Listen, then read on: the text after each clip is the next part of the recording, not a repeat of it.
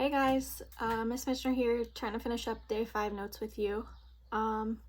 Just some things I noticed, so I just logged in to kind of check where everyone was for today.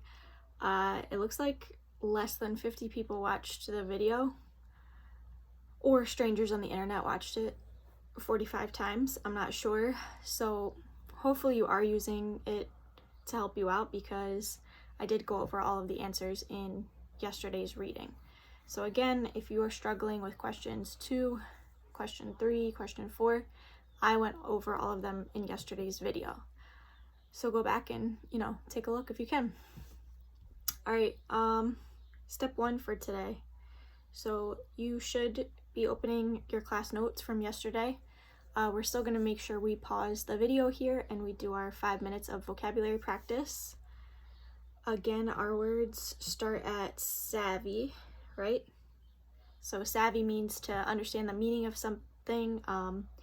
In the line, I think Soda Pop says it. He said, he's really proud of you because you're so brainy. It's because you're the baby. I mean, he loves you a lot. Savvy. So when you say savvy, it means, do you understand what I'm saying? The next word you were supposed to study is appeal. So to be attractive to somebody, if it appeals to you, you find it attractive. Making a lot of money appeals to me, right? Getting something great for dinner appeals to me. It's something I would want. In the text, it said that Ponyboy, he didn't want to talk dirty or be rude to girls. It didn't appeal to him. So he just didn't like that kind of stuff, which makes him a good guy. All right, our next word. Sorry, it's like super hot in our apartment right now because it's actually a nice day. And I hope you guys got outside and enjoyed some of the sunshine over the weekend and today. Our next word, is incredulous. Not disposed or willing to believe, unbelieving. I really hoped this year to get to our Greek and Latin root unit. I know some of you had been practicing on vocabulary.com, but one of our roots is in this word, cred. So in means not, that's a prefix, in. The root word, that middle of the word where we make our meaning, that's cred. It means to believe, right? So if something's incredible, you are not able to believe it. So anyway, incredulous. You're not willing to believe something. In the text, it said that Cherry gave Dallas this incredulous look when he was talking to her crazy at the drive-in movie theater. She looked at him like, I cannot believe you're talking to me this way. And she throws her drink in his face, which is awesome. A really good scene in the movie. How many words is that? Savvy, appeal, incredulous. All right, then we have hesitation. So yesterday you should have studied too. Hesitation means indecision in speech or action. Like if you pause and you don't do something right away, right? You are hesitating. Rebellious is resisting control or authority. Again, these groups of kids are definitely rebellious. They're in gangs, they fight, they steal, they're doing things that are resisting authority over them. So again, I really hope you're studying the words. We had a good amount of people not even submit their test last week, so it just had to go in as a 0 until you're able to retake it. Again, let me know if you ever need more time, but if you didn't reach out to me, I just put it in. All right, let's get to our reading today. Just speaking on yesterday, a lot of people did a great job with the questions. I could tell who watched the video versus who didn't watch the video based on your responses. So people who did listen to my quick 15-minute speech, you definitely went the same direction as I did in terms of analysis, and you pulled the same quotes that we talked about in the video. Again, you will get a 0 if you are copying the question and you're putting it into Google. The curriculum and the questions, they didn't come from an online program. You're not going to find it word for word anywhere. So just stop copying from the internet, because it's just not what we do here. and you guys can definitely do better. Also, journals were really great. You guys had a lot to say about people in your life that you trust versus maybe people that you don't trust, and your reasons why. Really deep, high-level thoughts coming out of your minds yesterday. I felt like I was in a little therapy session reading them, but it was great.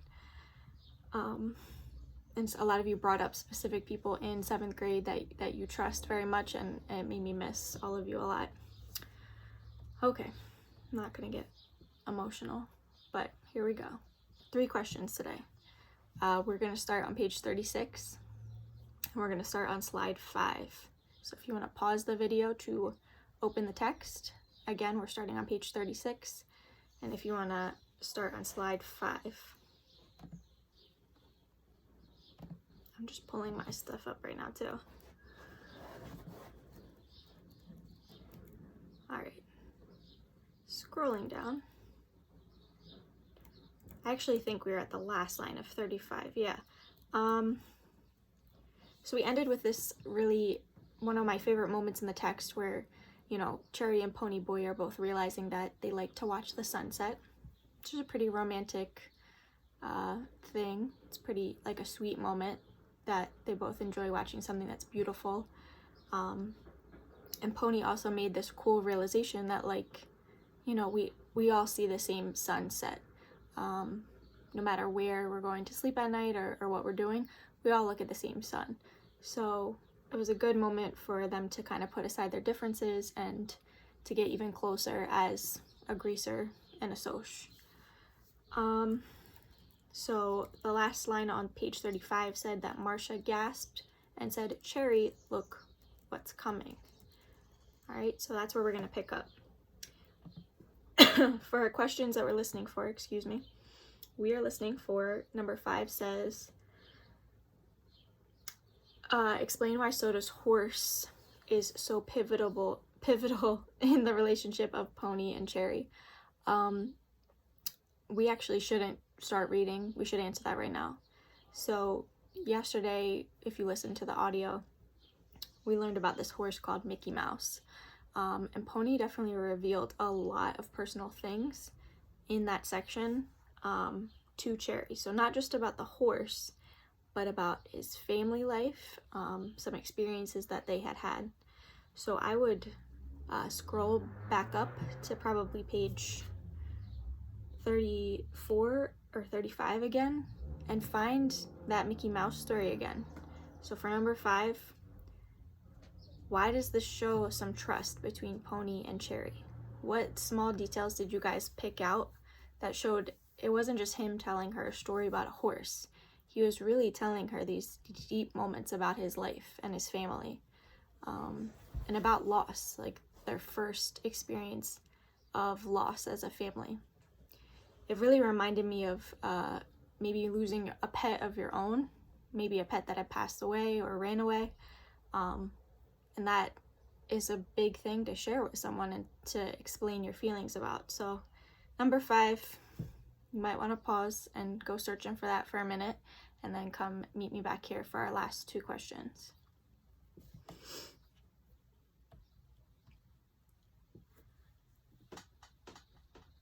Okay.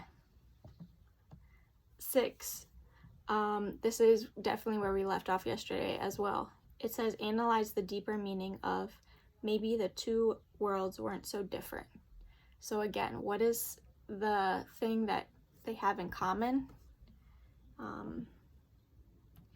We definitely talked about sunsets and all that stuff. So that's on page 35. He says, it seemed funny to me that the sunset she saw from her patio and the one that I saw from my back steps was the same. Maybe the 2 different worlds we lived in weren't so different. So what does he mean by that? Think about maybe what are their differences that we've said between greasers and Socs, and what is Pony realizing? Is there really anything different between the 2 groups? Do those differences just not matter? Yeah, maybe reread that paragraph a couple times to yourself. All right, last one for today. this just became a really easy lesson because all we're really gonna do is read and look for number 7. Why does Ponyboy's face get hot in this scene? So we've definitely talked about him like blushing and his cheeks getting red because he was embarrassed about stuff earlier. But why would his face get hot on 42? And our exit ticket is, how does the author use either specific words or figurative language to show us the relationship between Cherry and Pony is intensifying? Okay, so what does it say? We're reading 3 pages, 36 to 39. We all looked and saw a blue Mustang coming down the street. Johnny made a small noise in his throat, and then I looked at him. He was white. Marcia was shifting nervously. What are we gonna do? Cherry bit a fingernail. Stand here, she said. There isn't much else we can do. Who is it, Two-Bit? Asked, sorry. The FBI? No, Cherry said bleakly. It's Randy and Bob. So let's pause there for a second. We got 2 new